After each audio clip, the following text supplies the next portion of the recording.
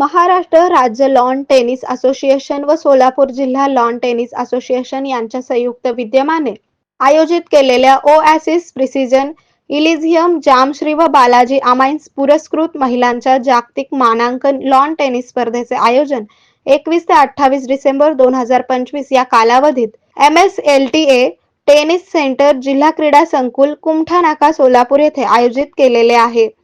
स्पर्धेची एकूण बक्षीस रक्कम 30,000 रुपये अमेरिकन डॉलर असून स्पर्धेतील खेळाडूंना जागतिक मानांकन गुण देखील प्राप्त होणार आहेत.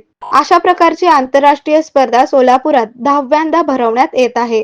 ही बाब सोलापूरसाठी अत्यंत अभिमानाची व प्रतिष्ठेची आहे.